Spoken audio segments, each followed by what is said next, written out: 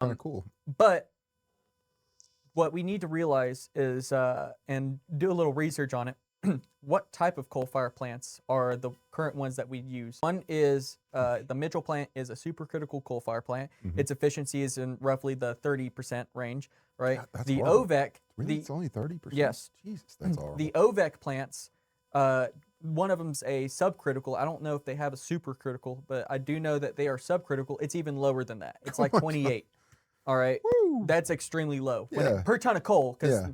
you know, if you want to talk about EPA violations and stuff like that, That's a whole nother monster in itself. that's one of the reasons why Big Sandy was shut down in the first place. Right. Is because it just cost too much to retrofit it so that it's clean. Yeah. Right, but it's still a first generation supercritical coal fire plant. It wasn't as efficient. Yes, it produced a lot of. It was like 800 megawatts. Yes, but look at the size compared to what it actually had in it per ton of coal. Its efficiency was in the 30% range as well. And it was a first generation supercritical coal fire plant. Yeah. So this is what I want to do.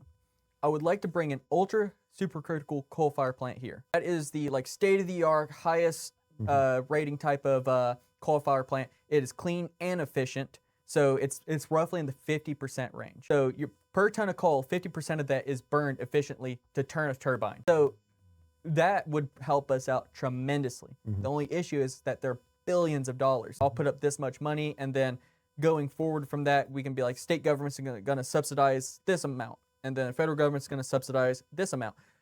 Then we could get something like that built, and then it would employ so many people, and it would alleviate a lot of our energy costs. It'd be massive. I think just in infrastructure alone, just as many jobs as that would create would be just such a massive increase to, like, you know, you're talking billions of dollars going right back into it. Like it would just cycle itself. Yeah, basically. because you're not just paying that billions of dollars and it goes nowhere. Yeah. You're going to be bringing people here 100%. to build something like that, Yeah. and they're going to get paid those billions of dollars Massive to build jobs, these. massive jobs, influx of businesses seeing that money.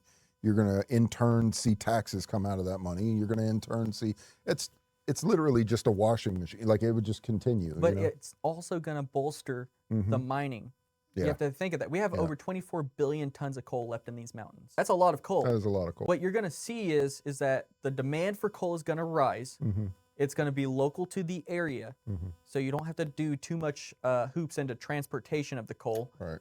And it's going to bolster it so that these minefields start actually becoming mined again. Yeah, you start seeing trucking get back into the money of it. You start seeing like the heavy machinery start getting back into the money of it. The actual coal miners themselves, all of the different types of, like, you know, gear that they need. Man, that's a lot of wheels to be turning. I'm just saying that's a good thing. Like, we have so many people in Congress right now that say that they're pro coal. Well, they hate the word fracking. You say anything fracking, they instantly just lose their minds. Like, well, you have to think though. It's like a huge competition in the United States between big oil, big nuclear, big coal. So they all want something to undermine the other two. Even clean energy like solar, wind, and stuff like that. They all have their ways of saying, well, we don't like you because of this. You should definitely put this legislation in to help us out. Right. So, like, I would like to help out always to, you know, make energy. However, it has to be profitable. Right. You know, that's one of the biggest criticisms that I have against what you would call green energy is because many times it's not profitable. Now, in the future, that might change, and then I would be for it. But until then, it's not profitable.